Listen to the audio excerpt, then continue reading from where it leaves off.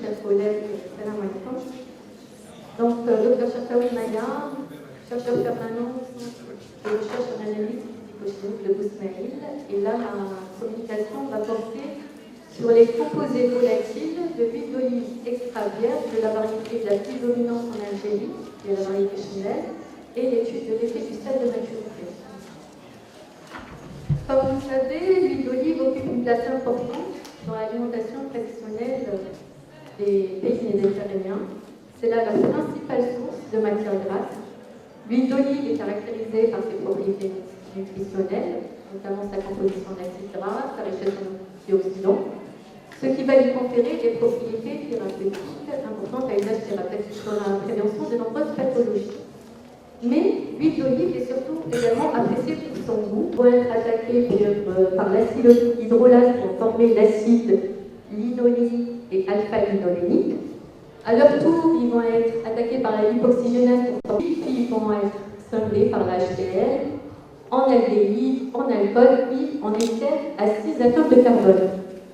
Alors ces composés à 6 atomes de carbone, ils sont associés à une grande qualité de l'huile d'olive. C'est ceux qui vont conférer à l'huile des notes vertes et fruitées et qui sont associées à une grande qualité de l'huile d'olive. Une autre branche additionnelle à la voie de la lipoxygénase, c'est la voie de clivage des hydroperoxydes et qui va aboutir à la formation des composés à 5 atomes de carbone, pareil, des alcools, des aldéhydes et des esters. D'autres composés vont être accumulés dans l'huile, ils proviennent de la voie de la conversion des acides aminés, de la fermentation des sucres et dans une moindre mesure des métabolismes des acides gras et de l'auto-oxydation. D'autres facteurs vont influencer sur le profil d'un composé volatile. Il s'agit du type de cultivar, des pratiques culturales, du climat, le stade de maturité de l'olive, à quel stade de maturité elle a été cueillie, le système de récolte, le stockage et le process d'extraction. Donc dans ce contexte, notre travail a pour objectif d'identifier et de quantifier les composés volatiles de l'huile d'olive extra vierge de la variété Chinelle et l'étude de l'effet d'indice de maturité. Donc les olives proviennent de la collection de l'Institut technique d'arboriculture sucrière, l'IDAF, de la station expérimentale de Siléich, à Béjaïa. La collecte des olives s'est faite à 4 stades de maturité, allant d'un indice de maturité de 3 à 6,2. Alors sur 3, on est sur un fruit avec une peau rougeâtre à violacée, avec une pulpe blanche, et à l'indice de maturité 6,2, on est sur un fruit avec une peau noire et une pulpe violette, mais qui n'est pas éloignée. La collecte s'est faite manuellement et l'extraction de l'huile a été réalisée après 24 heures de stockage des olives et l'extraction de l'huile a été réalisée à l'oléodoseur. L'analyse des composés volatiles, c'est réalisé par la méthode de micro-extraction en phase solide en espace de tête, HSPME. Donc l'huile d'olive, les échantillons d'huile d'olive extra vierge sont mis dans un vial fermé par un septum, sous agitation douce, sous une température contrôlée. Et puis on va laisser l'échantillon s'équilibrer, c'est-à-dire que les composés volatiles vont saturer la phase gazeuse. On introduit la fibre SPME, et puis les échantillons vont s'absorber sur la fibre selon leur affinité. Puis une fois concentrés, les composés sont désherbés thermiquement dans un GCMS pour leur identification et leur quantification. Donc, au total, 12 composés ont été identifiés et quantifiés, 10 au premier stade de maturité étudié et 12 aux autres stades. La somme des composés volatiles est de 25,61 mg par litre au premier stade de maturité, puis elle atteint un maximum à l'indice de maturité 4,2 pour atteindre 47,50 mg par litre, puis elle rediminue, plus l'indice de maturité augmente. La somme des composés à 6 atomes de carbone, issus de la voie de la lipoxygénase et associée à une grande quantité d'huile d'olive, donc elle atteint la concentration 16,54 mg par litre. On atteint encore un maximum au deuxième stade de maturité étudié, puis rediminue légèrement. Au niveau des composés à 6 atomes de carbone, c'est les aldéhydes qui représentent la classe la plus prédominante, représentant 80 à 90% de la somme totale des composés à 6 atomes de carbone. Donc on peut le voir plus clairement au niveau diagramme là, on peut le voir plus clairement. Donc la somme des composés à 6 atomes de carbone, on va revenir là-dessus. Donc la somme des 6 aldéhydes par rapport aux esters et aux alcools à 6 atomes de carbone. Donc les 6 aldéhydes sont la classe la plus prédominante et on atteint un maximum au deuxième stade de maturité étudié où on est sur un fruit avec une pulpe noire et une peau blanche.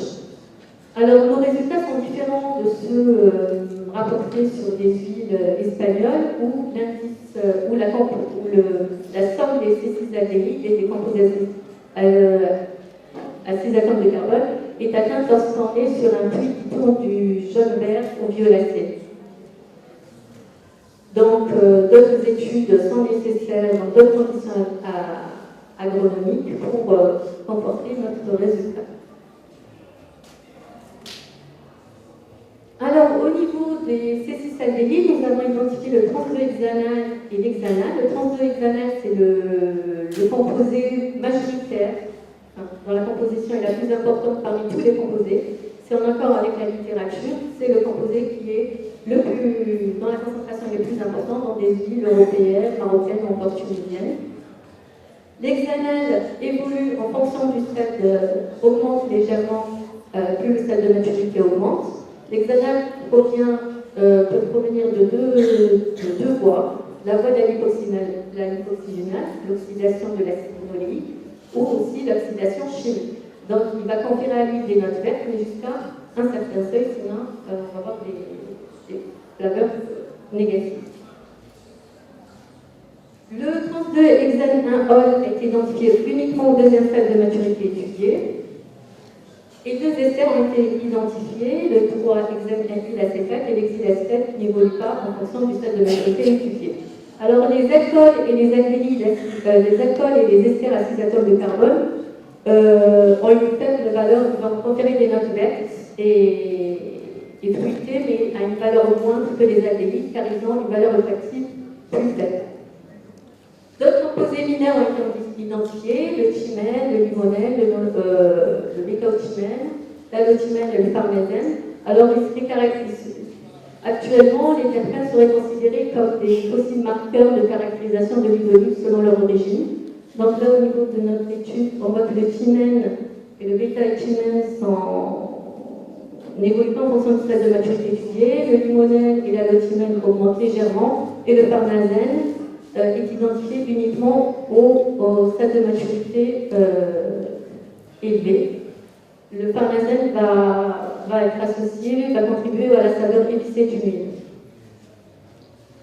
Nous avons identifié également le ciméthylsynchétone. Il est issu de la dégradation des caroténoïdes. Il augmente légèrement avec le stade de maturité étudié, la concentration.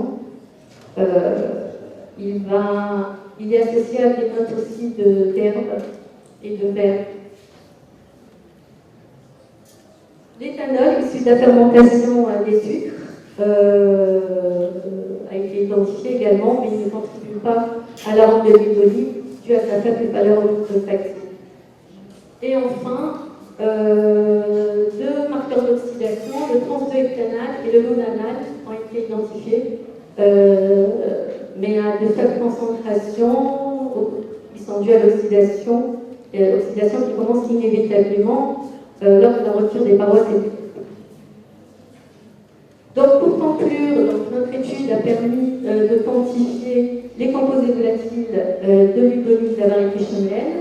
Nous avons identifié 12 composés volatiles et les avons quantifiés. Il existe des différences quantitatives des composés volatiles à différents stades de maturité. La concentration des composés volatiles, les composés acétatones de carbone et le trans-2-hexanal qui sont associés à une grande qualité de l'huile d'olive à une concentration maximale du stade de maturité correspondant à une pluie avec une peau noire et une peau blanche.